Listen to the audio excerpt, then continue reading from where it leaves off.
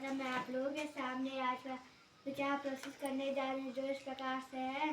धर्माधर्तो प्रवृत्ति धर्माप्रवृत्ते सुखम धर्मेण लभते सर्वं धर्म प्रसारमिदं जगत्। दोबारा बोलो। धर्माधर्थो प्रवृत्ति धर्माधर्तो प्रवृत्ति धर्माप्रवृत्ते सुखम धर्मा प्रवते सुखम धर्मेण लभते सर्वं धर्मेण लभते सर्वम धर्म प्रसारमिदं जगत्। धर्म प्रसार मिदम जगत। इसका मतलब ये है कि धर्म से ही अर्थ की प्राप्ति होती है, और जिसके पास अर्थ में धन है तो उसको सुख की प्राप्ति होगी।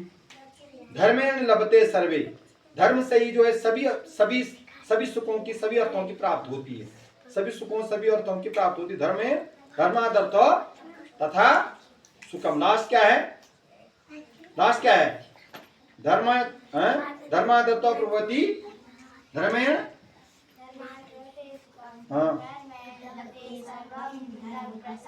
धर्म प्रसार मिदम जगत। धर्म ही संसार का, इस संसार में धर्म ही सभी चीजों का क्या सार है। धर्म ही सभी चीजों का क्या है? सार है। तो हमको जो है धर्म का मतलब क्या होता है? धर्म का मतलब क्या होता है? भूखे को भोजन देना तुम्हारे लिए, प्यासे को पानी देना। धर्म का मतलब भूखे को भोजन, प्यासे को पानी, दीन दुखियों की सेवा करना, पक्षियों को न मारना, पुष्प पक्षियों को न मारना, पेड़ पौधों को न काटना है, अपने से बड़ों का कहना मानना, अपने से छोटों को प्यार करना। यही तो धर्म है। धर्म का मतलब केवल पूजा पाठ से मतलब नहीं। घुनौली बजाने से धर्म नहीं होता है। हम हमेशा घुनौली बजा रहे हैं और दुकानें घुमा रहे हैं, आरती घुमा रहे हैं, तो उसको धर्म नहीं कहते हैं। धर्म का मतलब ये होता है, इस संसार में हम आए हैं तो कुछ करके जाएं, कुछ अच्छा करके जाएं, कुछ अच्छा करके जाएं, उसको कहते हैं धर्म। धर्म की परिभाषा समझ में आ गई? क्या बोला मैंने? भूखे को भोजन देना, प्यासे को पानी देना, और पशु पक्षियों को न सताना, न मारना, ठीक है ना, किसी को परेशानी पीड़ा न पहुंचाना, पेड़ पौधों को न काटना, पेड़ पौधों को पानी देना, अपने से बड़ों का कहना मानना, अपने से छोटों को प्यार करना। ये तमाम चीजें धर्म के अंतर्गत आती हैं। तो जिसके पास ये चीजें हैं उसके पास सच्चा धन है, उससे ही धन की प्राप्ति होती है। ठीक, धर्म से ही सभी अर्थों को हम क्या कर सकते हैं? प्राप्त कर सकते हैं। सभी प्रकार के धन को जो हम प्राप्त कर सकते हैं, सभी चीजों को प्राप्त कर सकते हैं। जहां दया वहां धर्म है। देखो वहां वही धर्म की बात आई। जहां दया वहां धर्म है, जहां लोभ तहां पाप, जहां क्रोध तहां काल है, जहां क्षमा तहां आप। इसका मतलब क्या है? जया मैंने दया भी क्या है? धर्म है। किसी पे दया करना, यही बात मैंने पहले बोली। भूखे को भोजन देना मैंने, हम उस पर दया कर रहे हैं। प्यासे को पानी देना मैंने, हम उस पर दया कर रहे हैं। जहां लोभ है, छोटी छोटी बातों में लोभ, ये मेरे पास होता है, इसके पास नहीं होता है ना, वहां पाप जन्म ले लेता है। चोरी करना महापाप है ना। तो चोरी का मतलब क्या है? आदमी को लोभ हो गया। क्या आदमी को क्या हो गया? लोभ हो गया। चोरी करना सबसे बड़ा पाप है, सबसे बड़ा गुनाह है। चोरी कभी नहीं करनी चाहिए। मांग के खा लो, कोई दिक्कत नहीं है। हम अगर मांग के खा रहे हैं तो उसमें कोई दिक्कत नहीं है, लेकिन चोरी नहीं करनी चाहिए। किसी की चीज नहीं निकालनी चाहिए। मांग के खाओ, कोई दिक्कत नहीं है, लोग दे देंगे, लेकिन चोरी नहीं करनी है। ठीक, जहां लोभ तहां पाप। ने लोभ हुआ तो लोभ पाप से कारण, लोभ ही पाप का क्या है? सबसे बड़ा कारण है। लोभ नहीं करना चाहिए हमको, है ना। जहां क्रोध तहां काल है। जहां क्रोध है, क्रोध में गुस्सा ज्यादा है, वहां काल का वास होता है। निश्चित रूप से तुमने देखा होगा, जिस परिवार में झगड़ा ज्यादा होता है, कलह ज्यादा होता है, वहां विघ्न ज्यादा आते हैं। तो झगड़ा नहीं होना चाहिए। परिवार में झगड़ा नहीं होना चाहिए। स्कूल में भी झगड़ा नहीं होना चाहिए। ये भी हमारा एक परिवार है। ये भी हमारा क्या है? एक परिवार। जहां ज्यादा जो है झगड़ा बच्चे होंगे ना, वो विद्यालय भी सक्सेस नहीं होता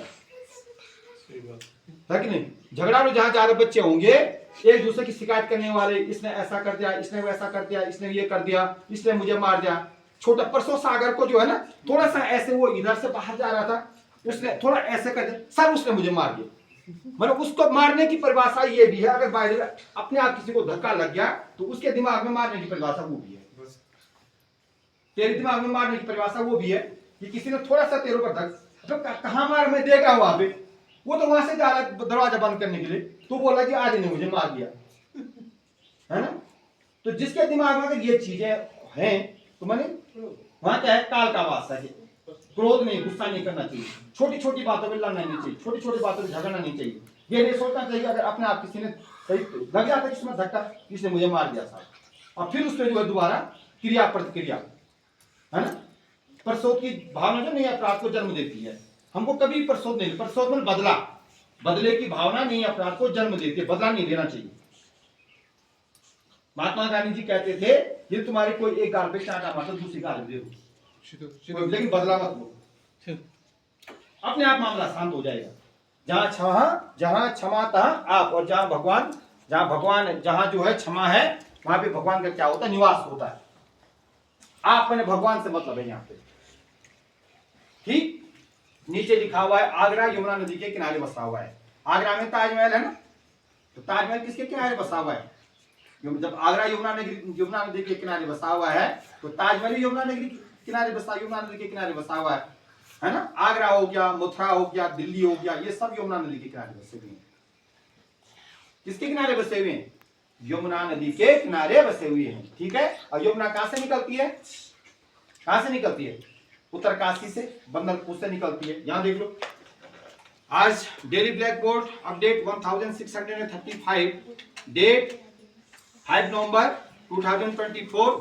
आज ट्यूसडे है और टुडेज थॉट है आपकी आज की मेहनत कल की खुशियों की चाबी है। आज हम मेहनत करेंगे, निश्चित रूप से कल हमको खुशी प्राप्त होगी, ठीक।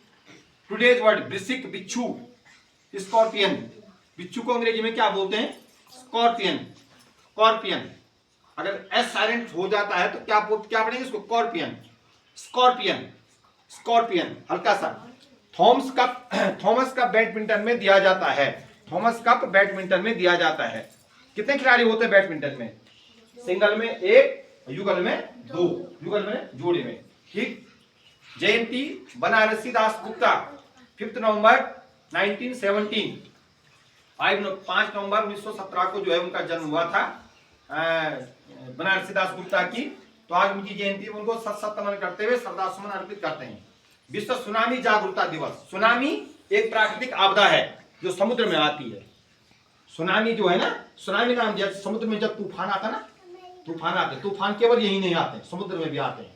तो उसको जो है तूफान, जब सुनामी आता है तो जो बहुत सारे जो है उसमें जो समुद्र के किनारे जो नगर होते हैं वहां बाढ़ आ जाती है, उसको अपने साथ बहा कर ले जाते हैं, ठीक है ना। तो क्या लिखा हुआ है? सुनामी जागरूकता दिवस, विश्व सुनामी जागरूकता दिवस है कि उसके प्रति हमको जागरूक होना है। कभी भी जो है समुद्र में तूफान आ सकता है, ठीक है, उसके प्रति हमको क्या होना है? जागरूक। जैसे भूकंप है ना, भूकंप कभी भी आ सकता है, हमारे भूकंप ज्यादा आते हैं, ज्वालामुखी फटना, भूकंप आना, बिजली गिरना, बादल फटना, ये सब किसमें आते हैं? प्राकृतिक आपदा में आते हैं। अतिवृष्टि, अनावृष्टि सब प्राकृतिक आपदा है। अनावृष्टि मैंने वर्षा ही नहीं हो रही, सूखा पड़ गया, तो ये भी प्राकृतिक आपदा है। अतिवृष्टि मैंने बारिश ज्यादा हो गई, तो ये भी प्राकृतिक आपदा है। ज्यादा बारिश होने से क्या होगा? तहस नहस, जनधन की हानि होती है, सारी जमीन बह जाती है, ठीक। ज्वालामुखी फटना, भूकंप आना, ठीक। तो भूकंप हमारे यहाँ नहीं आते, सुनामी हमारे यहाँ तूफान तो आ सकते हैं, ठीक है ना। हवा के साथ जब बारिश भी साथ साथ चलती है और भयंकर हवा चलती है ना, तो उसको बोलते तूफान, ठीक। लेकिन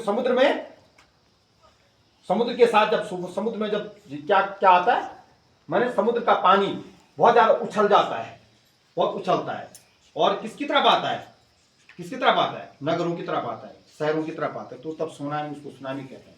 तो इसको आज विश्व सुनामी जागरूकता दिवस पे 5 नवंबर को उसके प्रति हमको अलर्ट होना है। आज का सूरज है आदित्य भट्ट और आज की प्रेरणा है कुमारी तन्नू।